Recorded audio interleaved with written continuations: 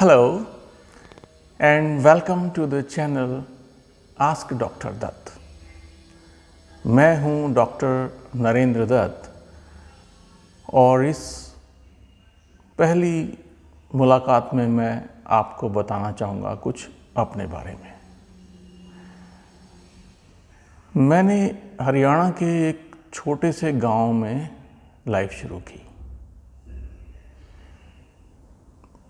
एक छोटा गांव, आसान ज़िंदगी, दोस्त, खेलने के लिए मैदान।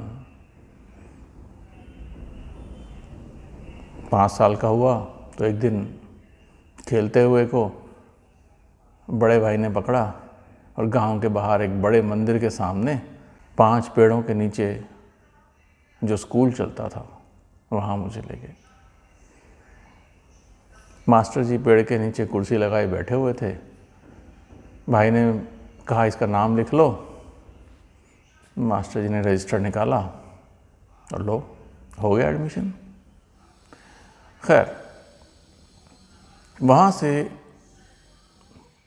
पढ़ने की शुरुआत हुई। लकड़ी की तख्ती, मुल्तानी मिट्टी घर से पोत कर ले जाते थे। स्लेटी, कागज़ और पेन का तो भी नंबर ही नहीं आया था। खैर, बड़ी मज़ेदार ज़िंदगी थी। वही दोस्त जिनके साथ पहले घर के आसपास खेलते थे, अब वही सब मेरी क्लास में बैठने लगे। 5 साल तो सामान्य बीत गए। उसके बाद मुझे पढ़ने का कुछ शौक़ लगा और मैं बहुत दिल से पढ़ने लगा। शौक़ वो आज तक जारी है। इसी शौक़ के चलते बिना किसी कोचिंग के, बिना किसी ट्यूशन के, दिल्ली के university college of medical sciences में 1981 में MBBS फर्स्ट ईयर में एडमिशन लिया। सब्सिक्वेंटली मौलाना आज़ाद मेडिकल कॉलेज से एनेस्थीसिया में स्पेशलाइज किया। हाँ, मेरे पास कोई रिजर्वेशन बेनिफिट भी नहीं है। तो इस सब प्रोसेस में बहुत कुछ सीखने को मिला, क्लासरूम में भी और क्लासरूम के बाहर भी। कुछ समय तक दिल्ली गवर्नमेंट के हॉस्पिटल्स में काम किया। फिर 99 से प्राइवेट प्रैक्टिस शुरू की। कई साल तक एक बड़ी हेल्थ इंश्योरेंस कंपनी के एक्सपर्ट पैनल पे रहा। जब कभी कंपनी को लगता था कि हॉस्पिटल ट्रीटमेंट के लिए जो पैसा क्लेम कर रहा है वो जस्टिफाइबल नहीं है, तो मैं जाता था क्लेम वेरिफिकेशन के लिए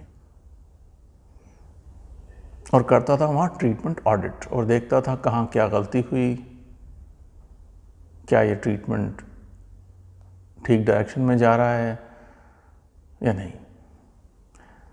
दूसरी तरफ मैं अपनी प्रैक्टिस में 10 बेड के छोटे नर्सिंग होम से लेकर 100 बेड तक के मीडियम साइज़ के नर्सिंग होम में काम करता रहा।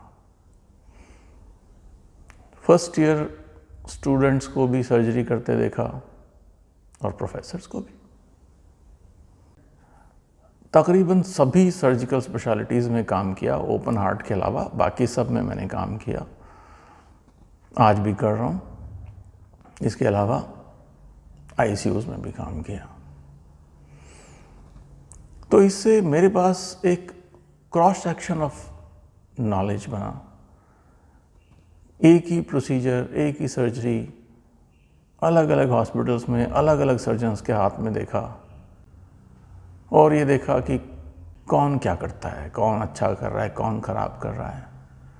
इनफैक्ट स्पेशली सर्जरीज़ के बारे में एनेस्थेटिस्ट से बढ़िया जानकार कोई नहीं होता, क्योंकि वो वहाँ सीन पर होता है। वो क्वालिफाइड भी है, वो समझता भी है कौन अच्छा कर रहा है, कौन ख़राब कर रहा है। और उसने एक को नहीं देखा होता, उसने बहुत सारे लोगों को देखा होता है। इसके अलावा आईसीयूज़, उनका मैनेजमेंट, उनके पॉलिसी डिसीजंस, इन सबको भी मैंने देखा। अब इस चैनल पर मैं क्यों हूँ? मैं कोई प्रोफेशनल यूट्यूबर नहीं हूँ, इसमें कोई कैरियर भी तलाश नहीं कर रहा हूँ। मुझे एक चीज़, एक बात हमेशा परेशान करती। मैंने जब स्कूल पास किया, मेरे पास हर कैरियर में जाने का ऑप्शन था। इंजीनियरिंग कॉलेज में जा सकता था, मेडिकल कॉलेज में जा सकता था, लिटरेचर में जा सकता था, कहीं भी जो मेरी मेरिट पोजीशन थी, मुझे कहीं पे भी कोई मना नहीं था। तो मैं डॉक्टर क्यों बना? मैं जानते हुए भी कि डॉक्टर बहुत पैसा नहीं कमाते हैं। फिर भी मैंने डॉक्टर बनने का फ़ैसला इसलिए लिया क्योंकि डॉक्टर के पास जो एक सोशल रिस्पेक्ट थी, वो शायद किसी और प्रोफेशन में नहीं थी। मुझे वो ज़माना याद है, तब कार पे रेड क्रॉस का निशान बना हो और ट्रैफिक पुलिसमैन ट्रैफिक रेगुलेट कर रहा हो, तो जिस लेन से डॉक्टर आ रहे हैं, उस लेन के ट्रैफिक को पहले खोल देता था। लेकिन आज लोग डॉक्टर को चोर और डाकू जैसे शब्दों से एड्रेस कर रहे हैं। कोई सोशल रेस्पेक्ट नहीं है। यहाँ तक कि हमारे प्राइम मिनिस्टर ने भी इंटरनेशनल फोरम पे बोला कि इंडिया के डॉक्टर कमीशन लेते हैं। भाई लेते होंगे, मुझे नहीं पता, मैंने कभी नहीं लिया। मैंने 1 रुपया भी बेईमानी से कभी नहीं कमाया। तो ये काला रंग तो मेरे मुंह पर भी उतना ही लगा ना जितना बाकी सब पर। तो मेरे जैसे और बहुत सारे ऑनेस्ट इथिकल डॉक्टर्स हैं जिनके बारे में बोलने वाला कोई नहीं है। और साथ में ये बात भी सच है कि आज जो इल्ज़ाम डॉक्टर्स पे लग रहे हैं वो बिल्कुल निराधार भी नहीं है, बेबुनियाद नहीं है। होता भी है, जैसे इल्ज़ाम है वैसा होता भी है। मुझे एक बात आप सब लोगों को समझानी है और दोनों तरफ से समझानी है कि डॉक्टर्स इथिकल भी हैं और ब्लैक शीप सब जगह होते हैं। कुछ अनइथिकल भी हैं, कुछ मजबूर भी हैं जो इथिकल प्रैक्टिस चाहते हुए भी नहीं कर सकते हैं। और इसकी वजह से पेशेंट्स को मॉनेटरी लॉस हो सकता है, हेल्थ का लॉस हो सकता है, साथ ही डॉक्टर्स के लिए रेपुटेशन का लॉस है। इस सारे प्रोसेस में जो बेनिफिशियरीज हैं वो कोई और ही हैं। आज हम यहीं तक रखेंगे कि क्यों ये चैनल मैं शुरू करना चाहता हूँ। आने वाले एपिसोड्स में इस चैनल पर आप देखेंगे क्यों आज डिग्री डॉक्टर की कॉम्पिटेंस का बेंचमार्क नहीं है, क्यों डॉक्टर्स पर लोगों का ट्रस्ट कम हो गया है, क्या वजह हैं जो मेडिकल प्रोफेशन में इस तरह की चेंजेस आई। और आज के हालात में अगर आपको किसी डॉक्टर की ज़रूरत है तो कैसे आप अपने लिए एक अच्छा डॉक्टर सेलेक्ट करें, कब आप जनरल फिजिशियन को दिखाएं, कब आप सीधे स्पेशलिस्ट के पास जाएं। जाने से पहले क्या क्या होमवर्क आप करके रखें, किस तरह के क्वेश्चंस आपको पूछने चाहिए, किस तरह के क्वेश्चंस आपको नहीं पूछने चाहिए। कंसल्टेशन लेने के बाद आप कैसे असेस करें कि क्या आपको अच्छी कंसल्टेशन मिली, क्या स्टैंडर्ड प्रोटोकॉल्स कंसल्टेशन के लिए फॉलो किए गए हैं। कंसल्टेशन के बाद कब आपको डॉक्टर को दोबारा कांटेक्ट करना है, कब जल्दी करना है। और जब ट्रीटमेंट प्रोसेस कंप्लीट हो जाए तब आप कैसे असेस करें कि क्या आपको ठीक ट्रीटमेंट मिला या आपके साथ कोई मैल प्रैक्टिस की गई या आपके ट्रीटमेंट में कोई नेग्लिजेंस हुई। उसके बाद हम शुरू करेंगे ऑर्गन स्पेसिफिक प्रॉब्लम्स, बॉडी के किस पार्ट में किस तरह की तकलीफ़ हो रही हो, तो कब आपको अर्जेंटली जाना है डॉक्टर को मिलने और कब आप अपॉइंटमेंट लेकर जा सकते हैं, थोड़ा आराम से जा सकते हैं, कब आपको किस स्पेशलिस्ट को दिखाना है।